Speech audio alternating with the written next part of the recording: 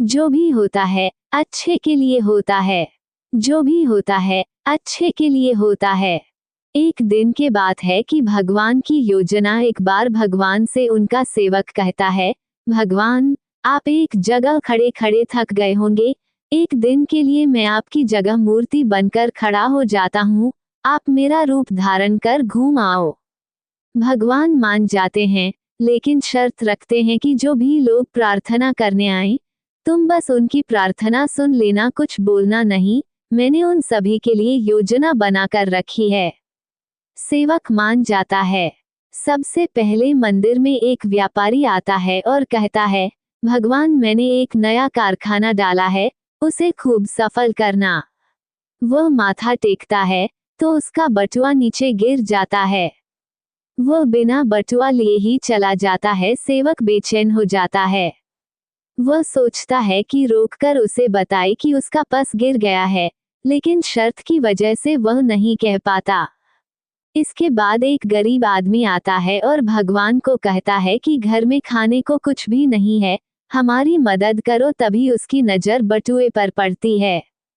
वह भगवान का शुक्रिया अदा करता है और वह बटुआ लेकर चला जाता है। अब तीसरा व्यक्ति आता है, वह नाविक होता है।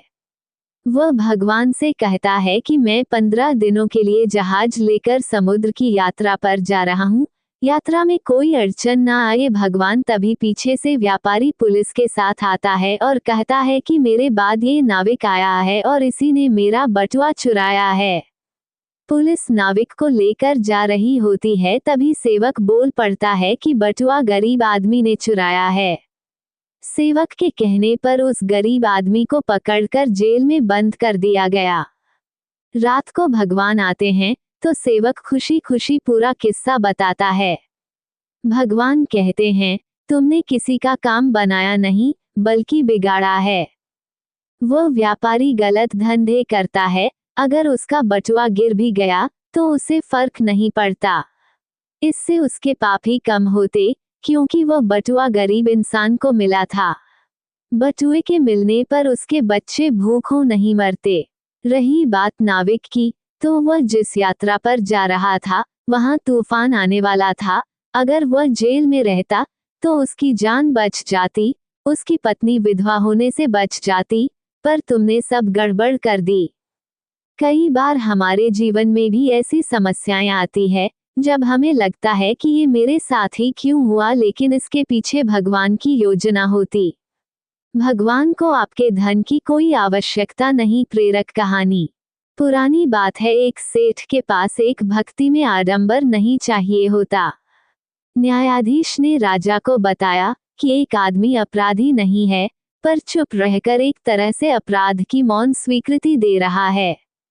इसे क्या दंड दिया जाना चाहिए? गोस्वामी तुलसीदास द्वारा जगन्नाथ जी दर्शन सत्य कथा। जगन्नाथ जी का दर्शन। जगन्नाथ जी ने आपके लिए प्रसाद भेजा है। मेरे मंदिर के चारों द्वारों पर हनुमान का पहरा है। वह स्थान तुलसी चौरा नाम से विख्यात हुआ। जगन्नाथ मंदिर में प्रेम के पद सत्य कथा। जगन्नाथ जी की सत्य कथा। उड़ीसा में बैंगन बेचने वाले की एक बालिका थी। दुनिया की दृष्टि से उसमें कोई अच्छाई नहीं थी। अहंकार का त्याग ही तपस्या का मूल मंत्र है। प्रेरक कहानी।